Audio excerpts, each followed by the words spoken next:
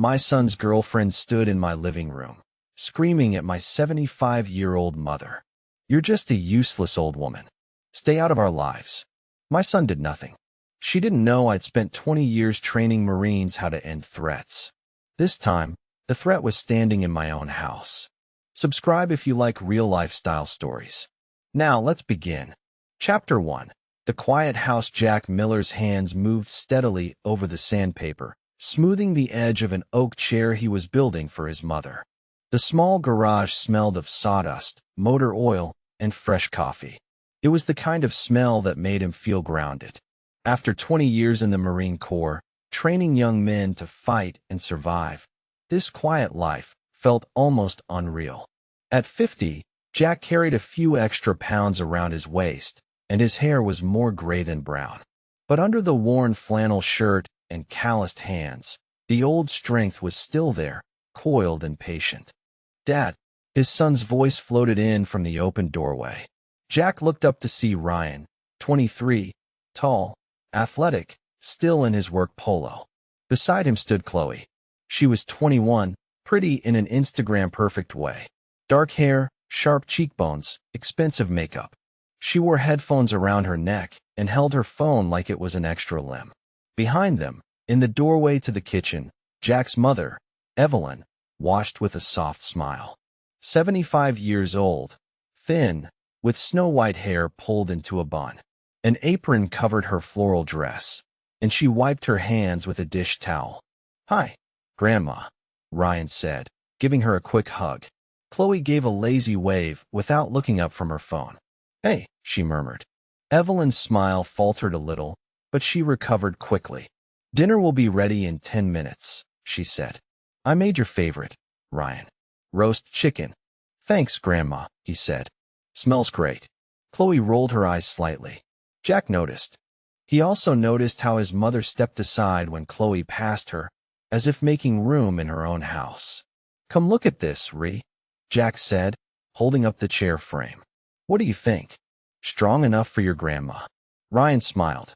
"If you built it, Dad, it'll survive the apocalypse." Chloe barely glanced over. "It's nice," she said. "Very old-fashioned." The words were harmless. The tone wasn't.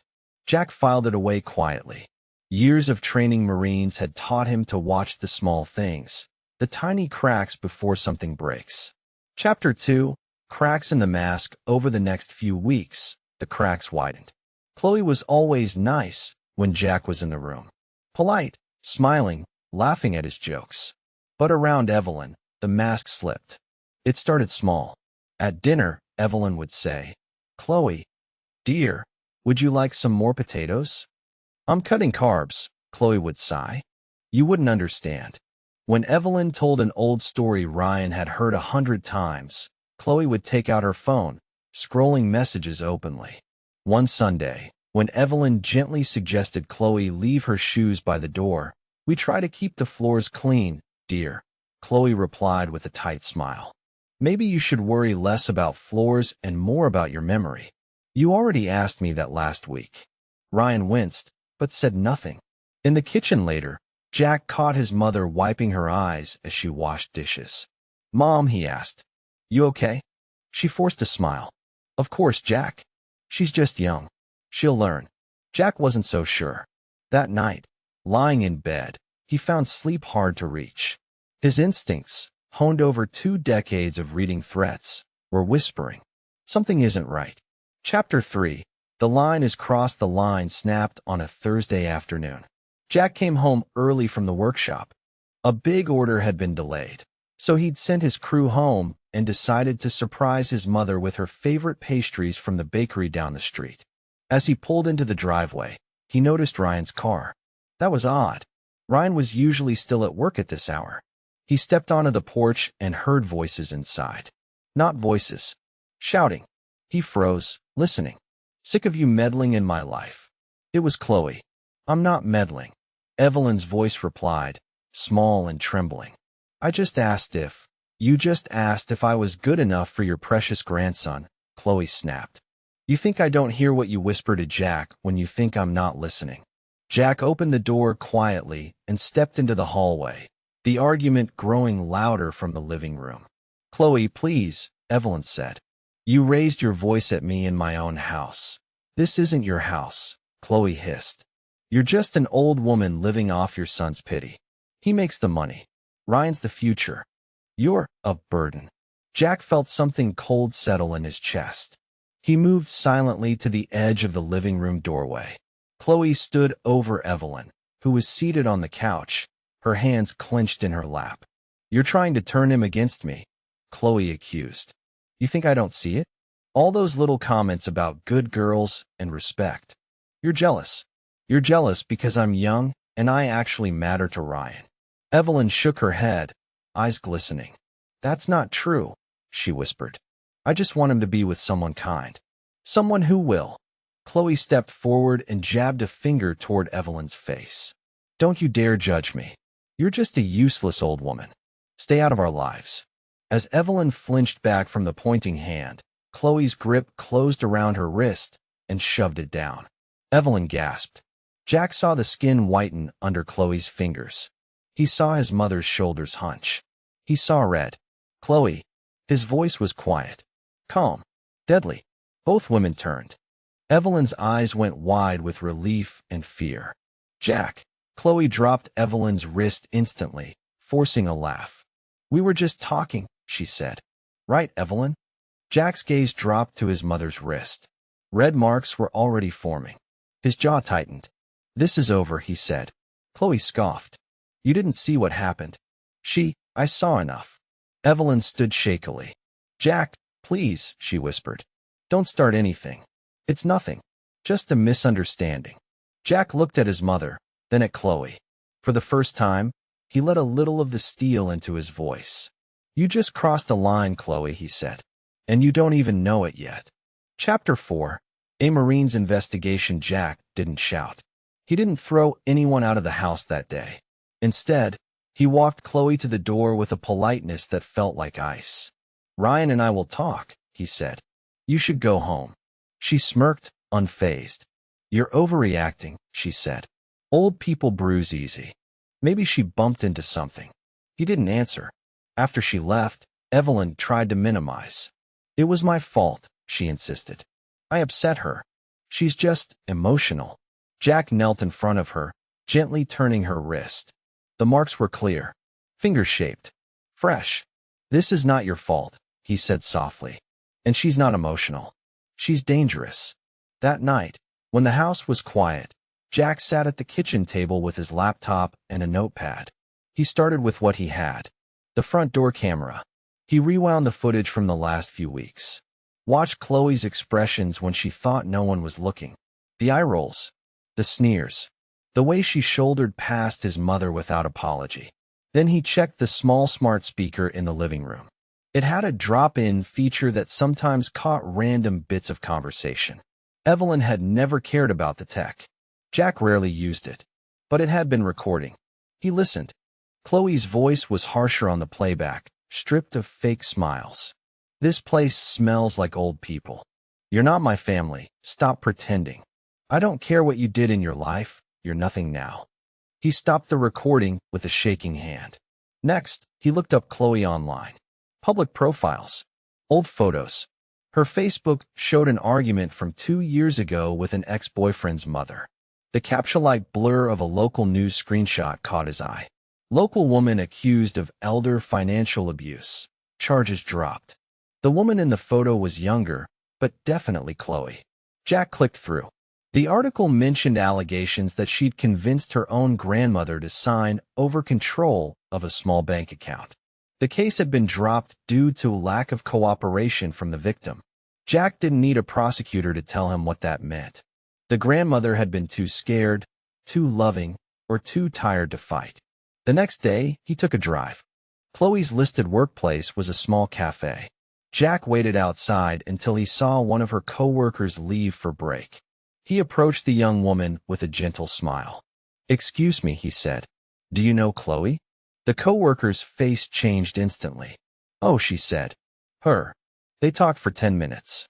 By the time he got back in his truck, Jack's knuckles were white on the steering wheel. Manipulative. Controlling. uses boyfriends to pay her bills, gets jealous of any family attention, has a temper, especially with older women who get in her way. Jack had spent 20 years teaching Marines how to evaluate threats. He'd just finished evaluating one in his own living room. And now he had enough intel. Chapter 5. The breaking point. Jack didn't confront Chloe first. He confronted his son. They sat at a corner table in a quiet diner, coffee between them. Ryan looked exhausted. Dark circles under his eyes, tension in his jaw. "What's this about?" he asked. Jack pushed a small stack of printed photos across the table. Close UPS of Evelyn's bruised wrist. Stills of Chloe's face from the door camera, twisted in contempt when she thought she was alone with Evelyn. Ryan stared, color draining from his face. "Where did you get these?" he whispered. "Home security," Jack said. "You remember the smart speaker you set up for Grandma? It recorded some conversations." He played one of the audio clips. Chloe's voice filled the small space between them. "You're just a useless old woman. Stay out of our lives." Ryan flinched. "Stop it," he said. Jack stopped the recording. "There's more," he said quietly. "But you've heard enough." Ryan rubbed his face, eyes shining. She didn't mean it," he said weakly. "She just gets angry.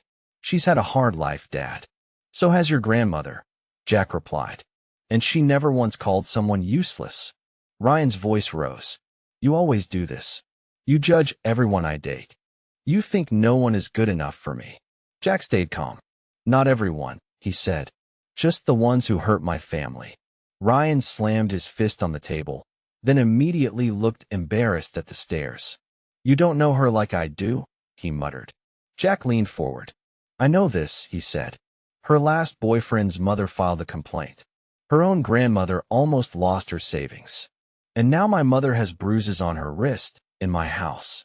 This is not a misunderstanding. This is a pattern." Ryan shook his head, tears spilling now. "I love her," he choked. "I can't just walk away." Jack's voice softened.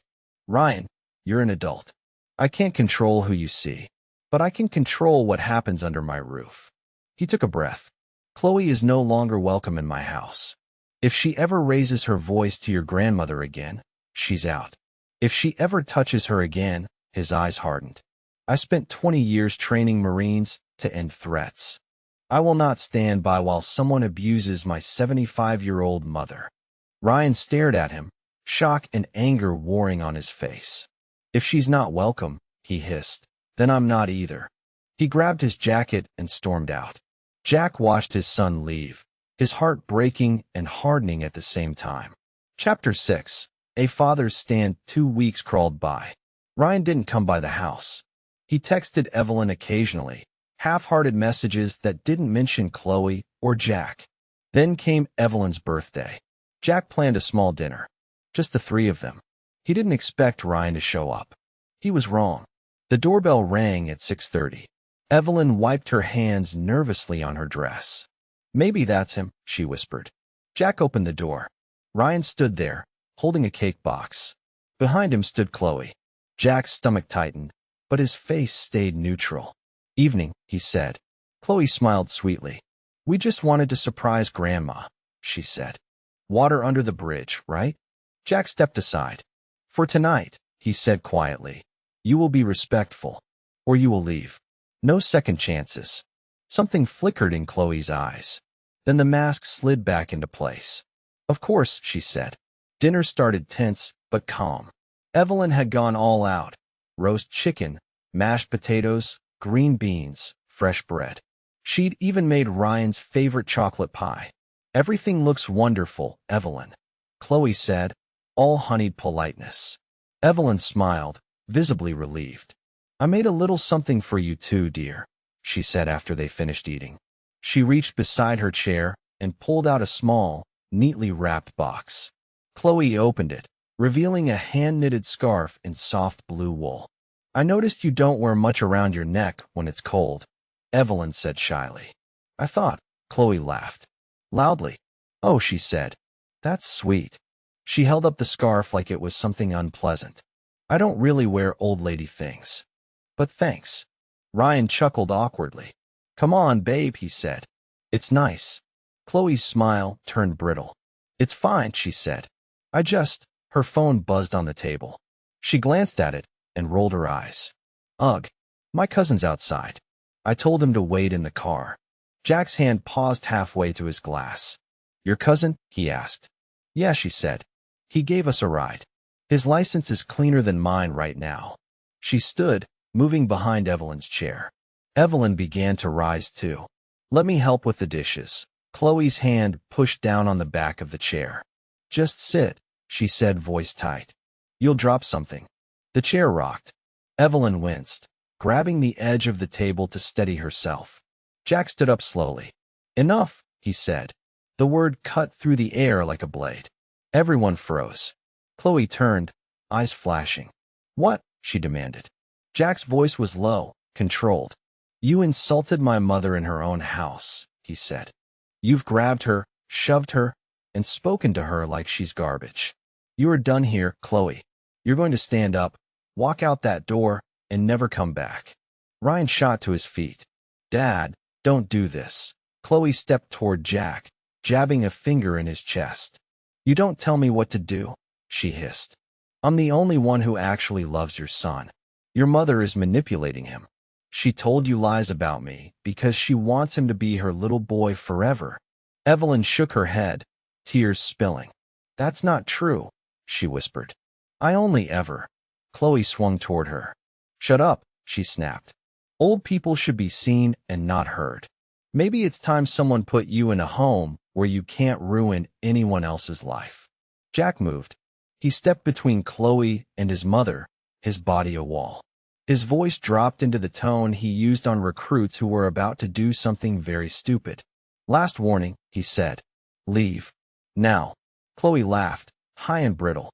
Or what, old man, she sneered. You going to hit me? You think you scare me. The front door opened. A heavy-set man in a leather jacket walked in without knocking. Tattoos crawled up his neck. His eyes were already hard. Everything okay, Chloe? He asked. I heard shouting. Chloe smirked. Just this old man thinking he can boss me around, she said. Damien, meet Ryan's dad. And the grandma who hates me. Damien squared his shoulders, looking Jack up and down. He saw the gray hair, the worn clothes, the extra weight. He smirked. You got a problem with my cousin, old man? He asked. Maybe you and I can talk about it outside. Jack didn't raise his hands. He didn't take a fighting stance. He just looked at Evelyn. Her hands trembled on the table. He looked at Ryan. His son looked scared, torn. Jack exhaled slowly. Damien, he said quietly, I'm going to tell you something very clear. You are in my house, in front of my 75-year-old mother. If you take one more step toward her, I will put you down. Fast. And you won't like how professional it feels. Damien laughed. Professional, he said. You're just fat and old. Then he swung. A wild, looping right hook, shoulders telegraphing the punch a mile away. To Damien, it was a cheap shot. To Jack, it moved in slow motion. He stepped inside the arc of the punch, his left hand snapping up to catch Damien's wrist. Thumb on the back of the hand, fingers locking below. He rotated the wrist clockwise, collapsing Damien's elbow and shoulder. Damien's eyes went wide as his body folded. Jack stepped forward with his right leg, driving his knee into Damien's solar plexus. The air whooshed out of Damien in a shocked grunt. He dropped to his knees, gagging. First lesson, Jack said calmly. Don't throw wide punches at someone who knows what they're doing. Damien tried to bull rush him, head down, shoulders forward. Jack pivoted, guiding his momentum past, and hooked his foot behind Damien's knee. Damien's legs vanished from under him. He slammed face first into the carpet.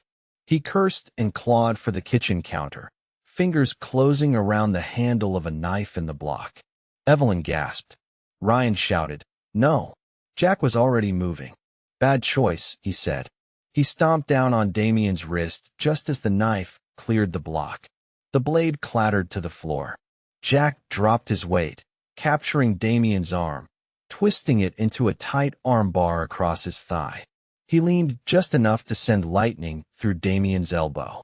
1 inch more, Jack said softly, and your arm breaks in 2 places. Damien whimpered, face pressed to the floor. Chloe stood frozen, phone in hand, halfway through dialing. Jack looked up at her. Go ahead, he said. Call the police. When they get here, I'll show them the recordings of you screaming at a 75-year-old woman. The photos of her bruises. The news article about your last grandmother. Her face went pale. Ryan stared between them, his world collapsing. Behind them, on the side table, Jack's phone vibrated.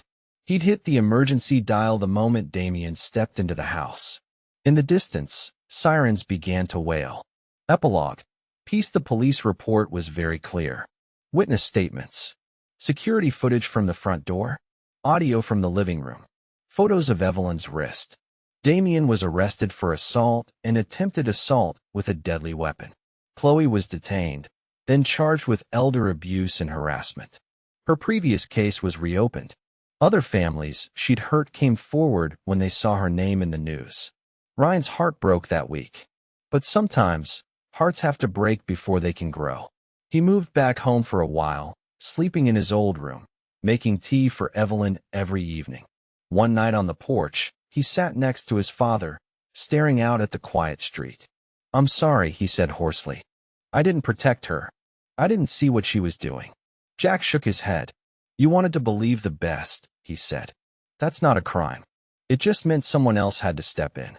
He glanced through the window, where Evelyn sat knitting in her chair, the blue scarf resting neatly folded on the armrest. I spent 20 years training Marines to defend people they'd never met, Jack said.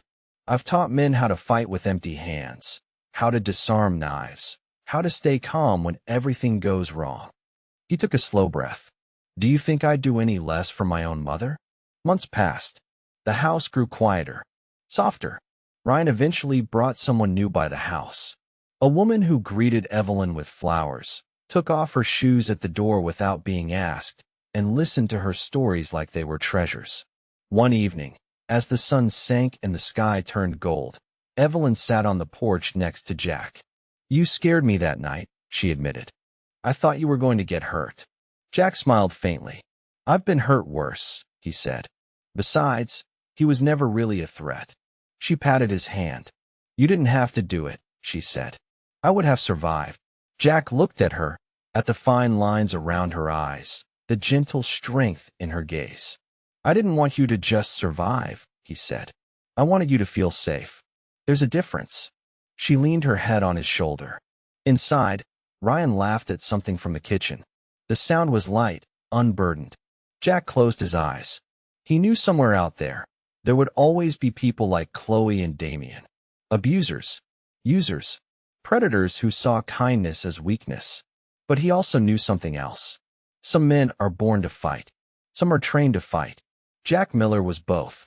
And when someone insulted, threatened, or laid a hand on the woman who had raised him, fed him, and loved him before anyone else, he would always stand up. For tonight, though, there was no war to fight. Just a quiet house, a safe mother, and a son who finally understood what real protection looked like. And that, for a warrior trying to live in peace, was enough.